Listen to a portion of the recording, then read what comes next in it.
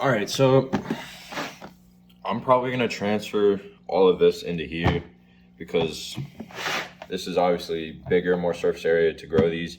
All I have really growing inside of this right now is just some Java fern and some Anubis, some different types of Anubis in there, and they've been growing pretty great. These were all just little baby Java ferns, and they've been growing a lot bigger, obviously doing a lot better. So we're gonna transfer all that into here.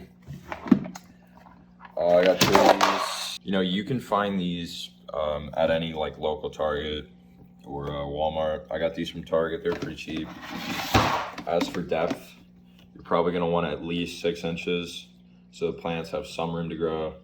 For soil, you probably only want about 1 inch because you don't need anything too deep in here. A lot of times when you do have plants growing like this overgrown, obviously you will have to spray them with water, and you can get any type of spray bottle. A big thing in this is a lot of times mold will grow on the soil, and it can grow and kill your plants. I have springtails in here. They came with the soil that I bought, which was amazing because springtails naturally eat mold.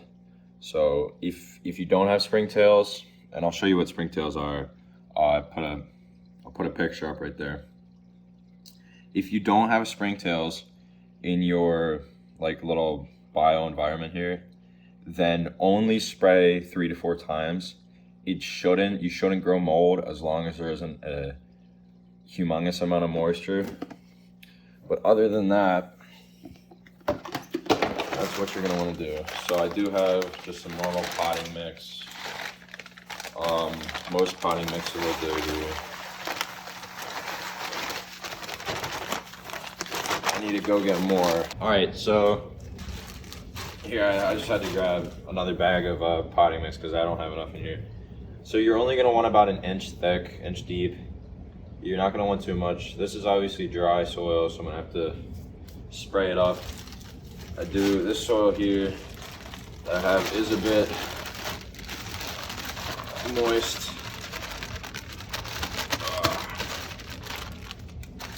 So just kind of spread it out.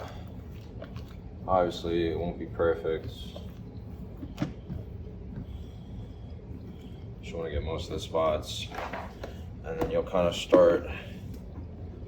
I'm gonna start kind of moving some of these plants here. Plant them real good. Make sure you got a good amount of soil. This is Anubis Nana Petite, I believe, or just Anubis Nana. Anubis does grow pretty slowly this way. Obviously, it will work, and you can do it like this. It's just, again, it's gonna grow slow. This plant, it's Anubis, has been going pretty quick. Put that there. You can't do this with every single plant. You're gonna have to do some research on like the plants that you can. Just from my experience, I feel like Java fern and Anubis are probably your best, like the easiest to grow because they're hardy plants. So see this root system, because there's so much Java fern here, it's actually like a whole mat. So what I'm just gonna do, I'm just gonna move some of this dirt here and kind of try to scoop this up with my hands. You can spray this every day. I usually spray it probably like once a week, twice a week. The springtails in here help keep any mold away. Most aquatic plants are actually grown like this, and most of the time they grow them immersed like this, and then they'll ship them to you.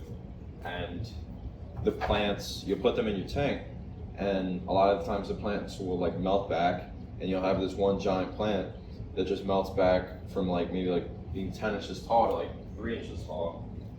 And that's really just how the aquarium farms do it.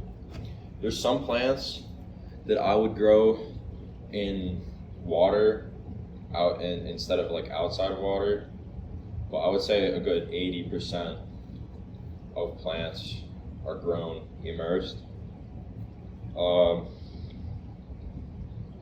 gonna grab some clippings here. I'm gonna show you how I plant the rest of this. All right, so I'm back and I got some clippings here. So some of these plants are just like old kind of shitty dead plants that I had sitting around in a tank over there. It doesn't matter because as long as the ribosome is green here, it's perfectly fine to plant and it'll grow.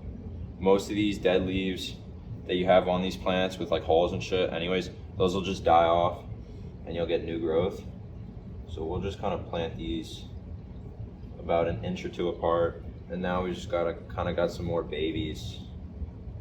A lot of these dead leaves that you get from job ferns, a lot of times people, they just throw them out. And you shouldn't do that because dead leaves, like this leaf was part of a bigger plant. But as you can see here, it's growing new baby plants. That's how these things reproduce. The dead leaves off of old job fern plants grow these new sprouts. And that's why I save all my dead leaves so that I can have, like here, I can have new plants. And these plants, you know, in like 2-3 months, they'll grow into these nice big plants you got over here, which are perfectly fine. All right, so I have a couple more clippings. I'm just gonna finish up here, but that's how you do it. If you guys have any questions about it, just leave a comment. So that'll be it for today. Let me just give these guys a quick spray. Give them a nice moisten it up.